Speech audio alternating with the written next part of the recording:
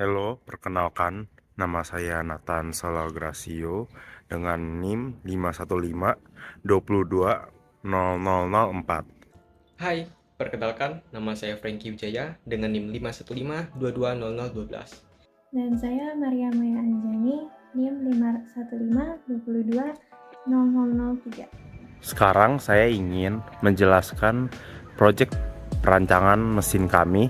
Kenapa kami memilih untuk membuat meja tahan gempa? Saat terjadinya gempa bumi, orang dengan instingnya akan mencari tempat perlindungan seperti meja, lemari, dan ranjang. Diperlukan tempat berlindung yang kuat jika terperangkap ke dalam gedung. Pada akhirnya kami memutuskan untuk merancang meja khusus untuk melindungi korban dari reruntuhan bangunan yang dilengkapi dengan alat penerangan dan alat komunikasi. Alat penggerak yang telah dirancang pada meja tahan gempa menggunakan sistem transmisi yang dapat mengubah torsi menjadi daya yang kemudian akan disalurkan ke dalam superkapasitor. Sistem transmisi adalah suatu sistem yang berfungsi untuk mengatur atau mengubah perpindahan daya. Sistem ini menggunakan berbagai mekanisme dan komponen untuk mengubah torsi, tenaga putar, dan kecepatan. Sistem ini akan bekerja memindahkan tenaga yang dihasilkan oleh mesin ke diferensial. Ada beberapa macam fungsi dari sistem transmisi. Yang pertama yaitu meneruskan tenaga yang dihasilkan mesin dari kopling ke poros propeller. Fungsi kedua yaitu menciptakan momen yang dihasilkan mesin, menyesuaikan kebutuhan baik dari segi beban dan kondisi jalan. Ketiga adalah membuat kendaraan dengan roda 4 atau lebih dapat berjalan mundur. Dan berfungsi keempat adalah memungkinkan kendaraan berada di posisi berhenti meskipun mesin masih menyala. Sistem transmisi terdiri dari beberapa macam seperti rantai, sproket, sabuk, dan roda gigi. Untuk pengertian sistem transmisi tadi sudah dijelaskan oleh teman saya yaitu Nathan. Oh ya, tadi teman saya kan udah di outdoor tuh. Nah, saya sekarang di indoor saja ya karena di luar cukup panas. Nah, sekarang saya akan melanjutkan penjelasan dari sistem transmisi, yaitu macam-macam sistem transmisi. Nah, yang pertama adalah rantai dan sproket. Nah, rantai dan sproket berfungsi untuk meneruskan daya dari suatu poros ke poros yang lain. Selain itu, rantai dan sproket juga berfungsi untuk meningkatkan atau menurunkan putaran atau torsi. Sproket berupa roda yang memiliki banyak gigi, sedangkan rantai merupakan kumpulan banyak roller yang saling terhubung. Nah, sebuah rantai diperlukan untuk menghubungkan dua buah sproket supaya transmisi ini dapat bekerja.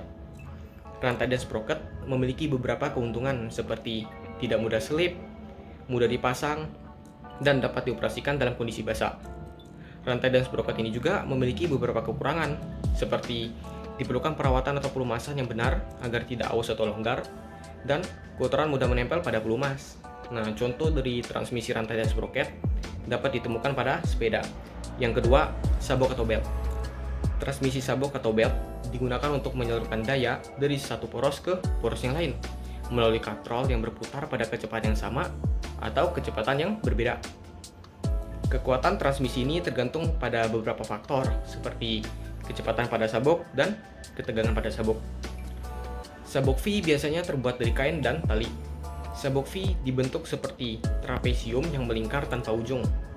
Sebagian besar sistem transmisi menggunakan transmisi belt karena pemasangannya yang mudah dan harga yang ekonomis.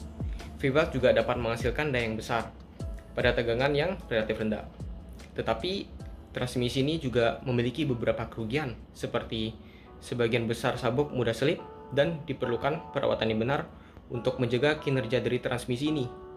Nah, contoh dari transmisi belt dapat ditemukan pada sepeda motor, terutama pada motor metik. Lalu yang ketiga adalah roda gigi. Roda gigi berfungsi untuk mengalirkan gaya dari suatu roda gigi ke roda gigi yang lain. Biasanya roda gigi terbuat dari material logam.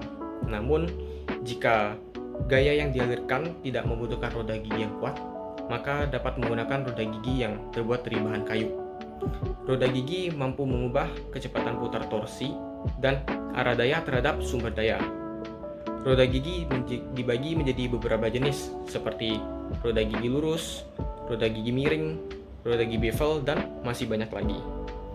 Roda gigi memiliki beberapa keuntungan seperti kontrol yang akurat terhadap perubahan kecepatan dan torsi, memiliki efisiensi yang tinggi dalam mentransmisi tenaga, dan menangani torsi tinggi juga. Roda gigi juga memiliki beberapa kerugian seperti sistem transmisi roda gigi yang kompleks, menghasilkan suara yang berisik, dan diperlukan perawatan yang sering. Nah, contoh transmisi roda gigi dapat ditemukan pada jam mekanik dan mobil. Nah, kira-kira sistem transmisi mana ya yang bakal kita gunakan pada meja tahan gempa? Sehingga sistem transmisi daya yang telah kami pilih untuk meja tahan gempa adalah roda gigi.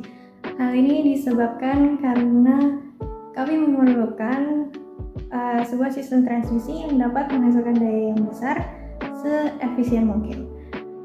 Dengan sistem transmisi ini, roda gigi tidak akan selip saat berputar, dan kami juga menggunakan sistem transmisi roda gigi karena agar kita dapat mengatur kecepatan putaran setiap menit. Dan berikut adalah perhitungan rasio roda gigi, di mana N1 per N2 sama dengan Z1 per Z2 sama dengan Do1 per Do2 sama dengan Omega 1 per Omega 2, di mana N1 itu adalah jumlah gigi pada roda gigi 1, dan berikut adalah contoh perhitungan rasio roda gigi. N1 memiliki 45 gigi dan N2 memiliki 20 gigi.